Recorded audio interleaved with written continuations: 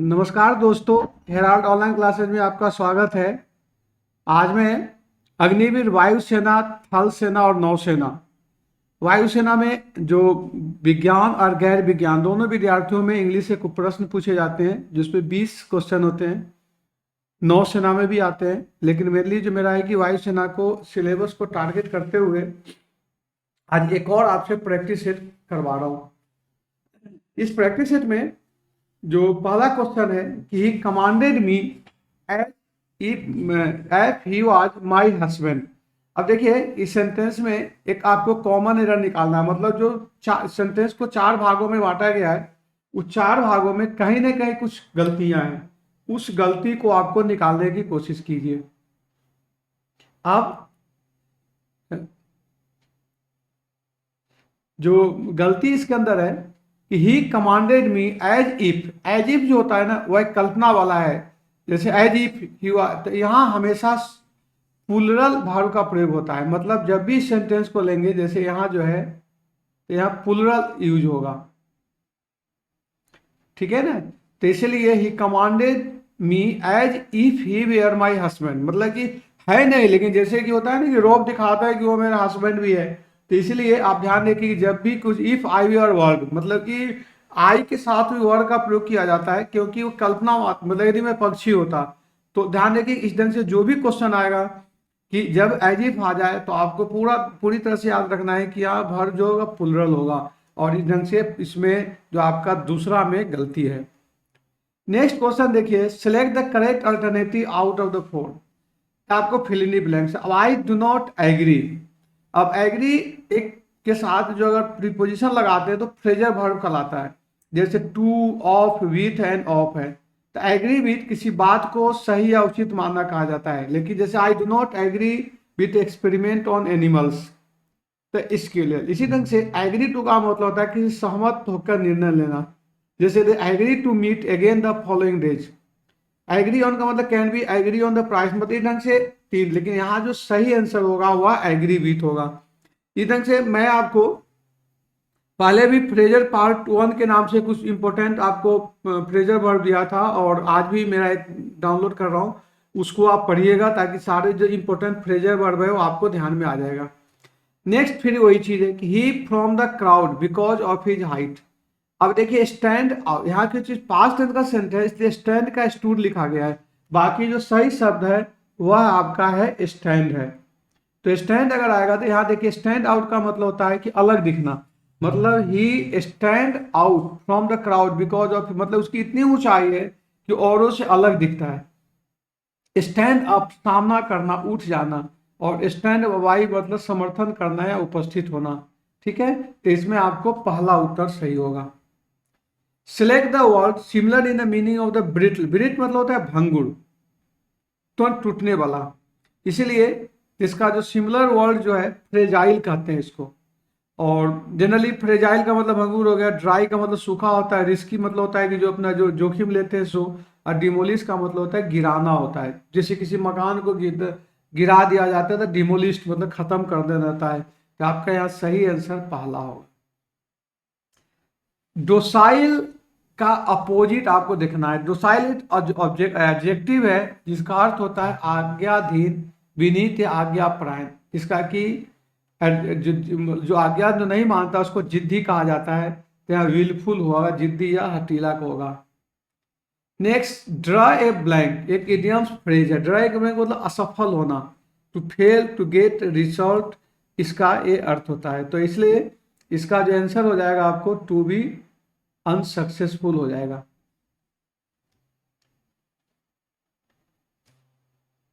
Next है improve the bracket part of the sentence, जिसको sentence improvement कहते हैं। My father asked me when would I have cup of T. तो यहाँ would I नहीं करके आई वुड होगा। आई वुड, क्योंकि सर्टिन सेंटेंस आई वुड का प्रयोग होता है, वुड आई नहीं होगा। तो इसलिए इसका पहला उत्तर होगा। नेक्स्ट है one word substitution, government by person of highest social order. मतलब एरिस्टोक्रेसी, एरिस्टोक्रेसी मतलब कुलीन तंत्र जो होता है उसको कुलीन तंत्र। इसी ढंग से आप इसमें कुछ भी आ सकता है। जैसे ब्यूरोक्रेसी का मतलब होता है नौकरशाही। प्लूटोक्रेसी का मतलब होता है धनिक तंत्र, गवर्नमेंट रिच एंड पावरफुल, जो धनी लोग जहां राज करते हैं उसको कहते हैं। डेमोक्रेसी मतलब प्रजातंत्र, इसका कि मैंने आपको प्रजातंत्र भी लिख दिया है और उसका इंग्लिश में दे दिया है कि government by the elected representative, जैसे भारत में क्या है, डेमोक्रेसी है। Select and correctly spell Trump torture. अब देखिए इसमें जो सेंटेंस है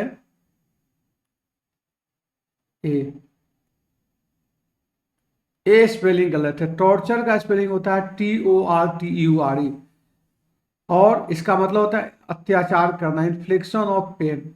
इसी ढंग से थ्रेशर का मतलब होता है डिक्शनरी ऑफ लेक्सिकॉन, था एक नया टर्म था वो भी मैंने आपको बता दिया। अब दो क्वेश्चन आपको इनडायरेक्ट डायरेक्ट स्पीच है। Prabhu said that he was not going to college, अभी तक आपको इनडायरेक्ट से डायरेक्ट हो रहा था, यहां देखिए कि यहां इनडायरेक्ट है जो उसको डायरेक्ट में करना था। Prabhu said that he was not going to college, अब इसमें कभी कभी उलझन होता है तब ऑप्शन से जाइए। जैसे वाज नॉट, आप देखिएगा the Prabhu said I am not going to college, the Prabhu said that he was not going to college, इसलिए इसका आंसर दूसरा सटीक है। Nisha said to me I will not be going for the class, इसका देखिए निशा told और आई का क्या हो जाएगा, सी हो जाएगा, would not to going for the class, इसलिए थर्ड आंसर है। Will not be would not be में चेंज हो जाएगा। The letter was written by the, एक है पैसिव वॉइस में, अब इसका एक्टिव करेंगे तो the mister Kumar write this letter, यह आपका दूसरा उत्तर हो जाए। One who studies human antiquities, जो मानव के बारे में जानना चाहता है उसके लिए जो शब्द है, तो यहाँ इसका आंसर आर्कियोलॉजिस्ट होगा, मतलब वह जो मानव के पुरावस्तु का अध्ययन कहा जाता है। इसी ढंग से एक बहुत एंथ्रोपोलॉजिस्ट होता है, मानव विज्ञानी। एपोलॉजिस्ट का मतलब क्षमा प्रार्थी, या एंटोमोलॉजिस्ट का मतलब होता है कीट विज्ञान शास्त्री होता है। Rearrange the following parts of sentence to level as PQRS to make the meaningful sentence, मतलब जो सेंटेंस दिया हुआ है उसको आपको मीनिंगफुल सेंटेंस में करना है। अब इसमें देखिए कि आपको थोड़ा सा प्रैक्टिस करना पड़ेगा, तो जैसे क्वेश्चन जो हो रहा है कि फर्स्ट जो हो जाएगा ए हो जाएगा, alphabet is a set of graph, उसके बाद दूसरा ए हो जाएगा, तीसरा टू रिप्रेजेंट द फोनेमिक, 3 ए हो जाएगा और 4 ए हो जाएगा। तो इस ढंग से आपका हो गया RPSQ।